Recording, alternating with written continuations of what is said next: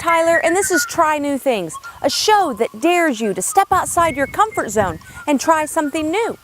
For this week's episode, I like to feature camping. If you've never gotten out and truly roughed it, you're missing out on an awesome experience.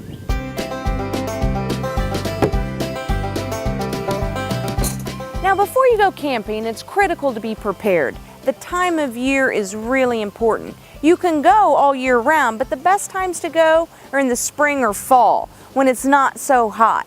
The second thing is you got to bring everything you're going to need to survive the night.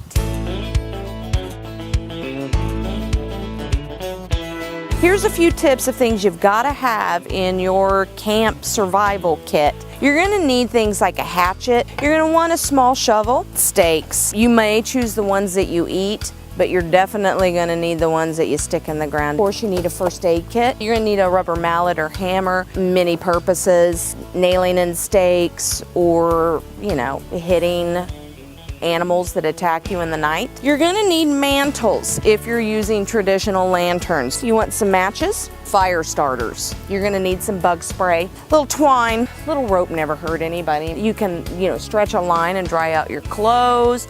You can, hang up your food away from the bears. A little slingshot. You never know. The squirrel runs by, get him. Yeah, you're ready to camp.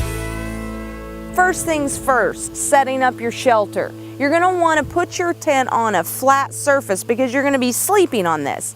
And cricks in the back, not a good way to start your camping trip.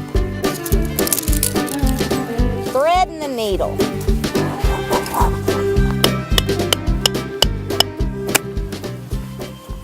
Tent assembled. Once you get camp all set up, then you can kind of enjoy the nature part of it being unplugged, but you can't entirely because you've got to prepare to survive the night. So at some point during the day, you're going to need to collect firewood, kindling, and things that are going to keep you warmer when the sun goes down.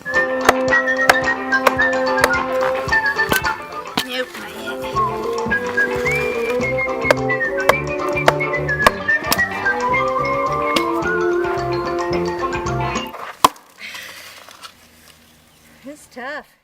As the sun starts going down, you want to start thinking about surviving the night, which means you're going to need some food. Think easy, okay? You're not at home, you don't have a kitchen, you're preferably not anywhere near a restaurant, so think easy. Soups, red beans and rice, chili, those are all things that'll reheat easily.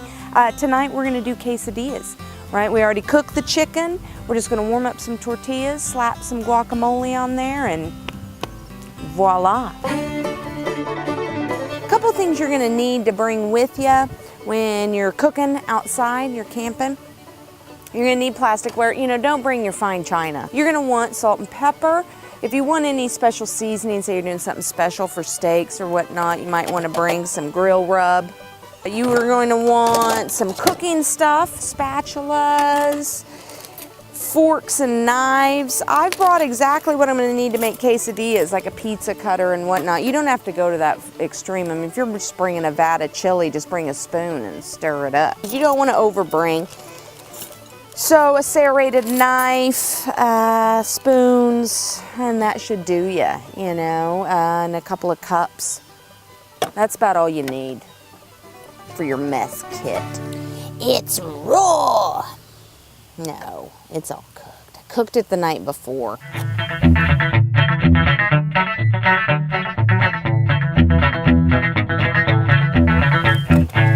Let's eat. Another thing you got to consider as night falls is light, okay? You want to be able to see your way around your campsite because you don't know what's out there. Okay, there's lots of options you can go with. You can go with a lantern that's propane fueled. You can go with one that's just regular gas fueled, or you can go with an LED. Now, the LED ones are going to cost you a little bit more money, but they operate on batteries and you don't have to mess with all the lighting and, risking burning your eyebrows. And then you can't forget the trusty flashlight. Okay, that's always good when you get up in the middle of the night and you need that permanent spotlight around you.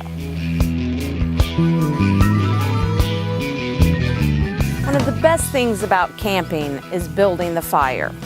First, start with a few logs, get a little kindling in there, get it burning nicely, and then as the night progresses, add more wood, because when it's all said and done, when you're ready for bed, you got to put this bad boy out. Thing is, you want dry wood, so if it's rained recently, you'll need to bring your own so that you can have plenty of dry firewood. If not, you usually can find enough around your campsite to build up your fire. You want to really give it some air so that the oxygen can circulate in there and get it burning bright. Okay, so you usually make a little teepee thing, or as I do. I'm no Boy Scout. And then we're going to use one of our fire starters to get it going, because we ain't got all day to sit here with 2 rocks trying to get a spark. You know what I'm saying? The sun is setting. You don't want to wear your Sunday best out camping, because you're going to smell like a big old smokehouse when it's all done because of the campfire.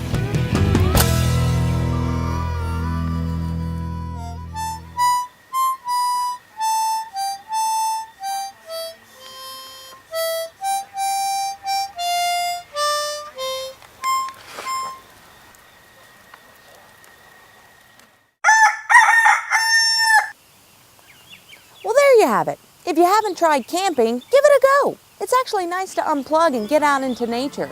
And as long as you're prepared, you can handle pretty much anything. And even if there's some bumps and bruises along the way, the important thing is you're trying new things.